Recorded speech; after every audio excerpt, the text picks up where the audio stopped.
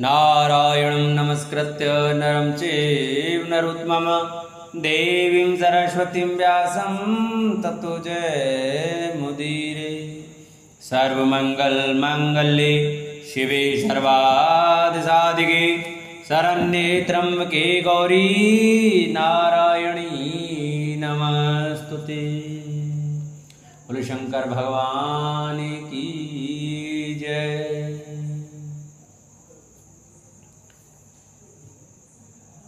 नमस्कार दोस्तों, स्वागत है आप सभी का हमारे YouTube चैनल आर के भक्ति ज्ञान में। प्रिय भक्तजनों, आज की कथा में आज आप सुने प्रमथगणों सहित वीरभद्र और महाकाली का दक्ष यज्ञ विध्वंस के लिए प्रस्थान, दक्ष तथा देवताओं को अपशगुन एवं उत्पात सूचक लक्षणों का दर्शन एवं भय होना। इस कथा का वर्णन सुनाएंगे तो सभी भक्तजन माता बहने हमारे इस कथा को बड़े श्रद्धा भाव और प्रसन्नचित मन से सुने। जिन्होंने अभी तक चैनल को सब्सक्राइब नहीं किया है वो हमारे चैनल को सब्सक्राइब करें, वीडियो को लाइक करें और कमेंट में ओम नमः शिवाय अवश्य लिखें। ब्रह्मा जी कहते हैं, नारद, महेश्वर के इस वचन को आदर पूर्वक सुनकर वीरभद्र बहुत संतुष्ट हुए। उन्होंने महेश्वर को प्रणाम किया। तत्पश्चात उन देवादिदेव सूली की उपयुक्त आज्ञा को शिरोधार्य करके वीरभद्र वहां से शीघ्र ही दक्ष के यज्ञ मंडप की ओर चले।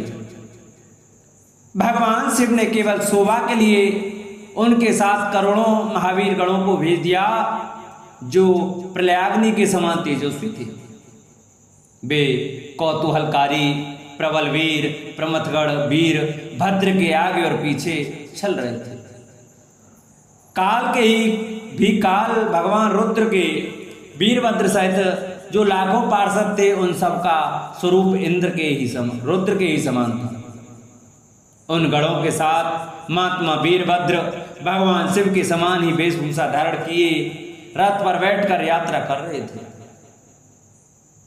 उनके एक सहस्त्र भुजाएं थी, शरीर में नागराज लिपटे हुए थे। वीरभद्र बड़े प्रबल और भयंकर दिखाई देते थे। उनका रथ बहुत ही विशाल था, उसमें 10,000 सिंह जोते जाते थे जो प्रयत्न पूर्वक उस रथ को खींचते थे। उसी प्रकार बहुत से प्रबल सिंह, शार्दुल, मगर, मत्स्य और सहस्त्रों हाथी उस रथ के पार्श्वभाग की रक्षा करते थे। काली, कात्यायनी, ईशानी, चामुंडा, मुंडमर्दिनी, भद्रकाली, भद्रा, त्वरिता तथा वैष्णवी इन नव दुर्गाओं के साथ तथा समस्त भूतगणों के साथ महाकाली दक्ष का विनाश करने के लिए चली।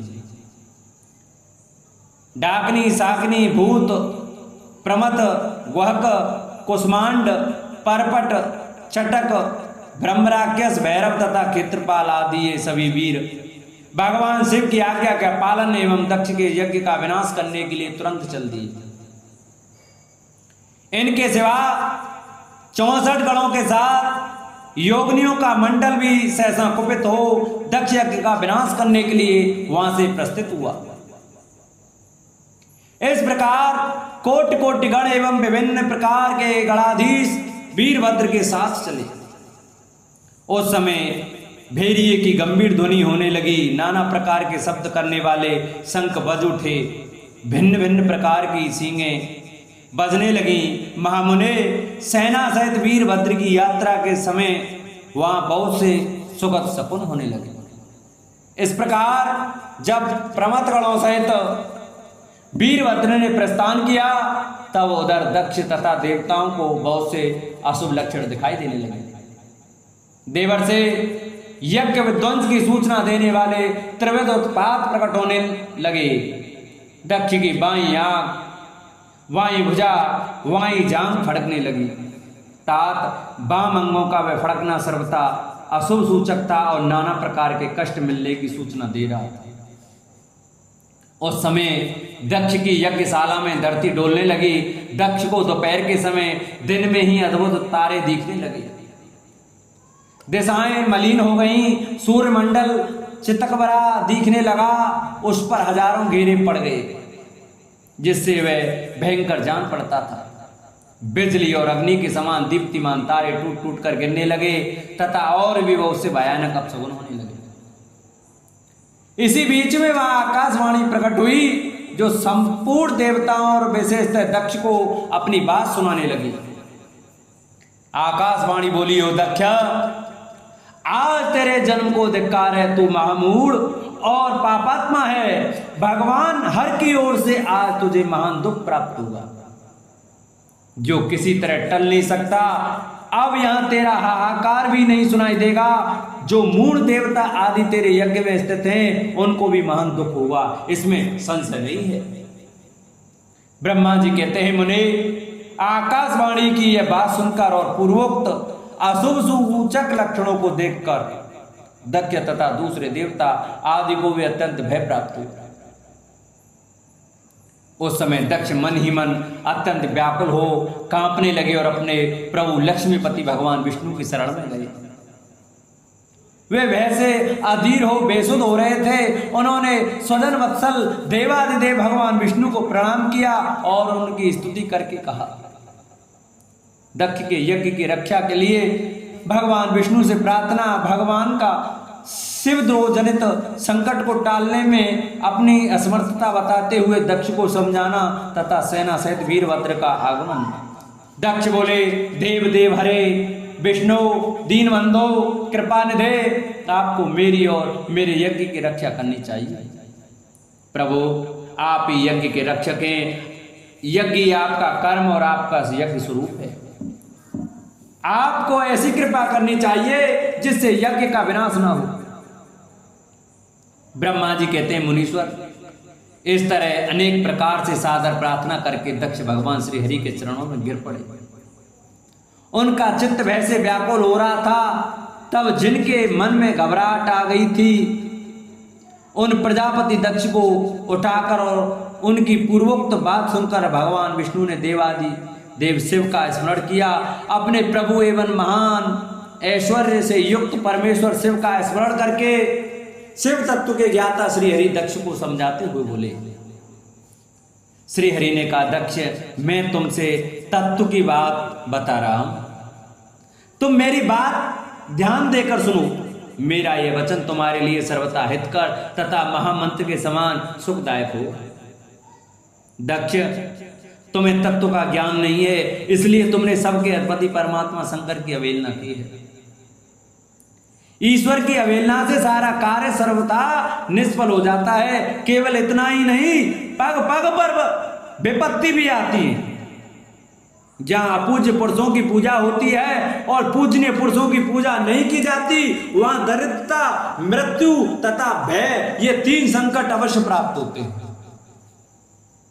इसलिए संपूर्ण प्रयत्न से तुम्हें भगवान वृषभध्वज का सम्मान करना चाहिए।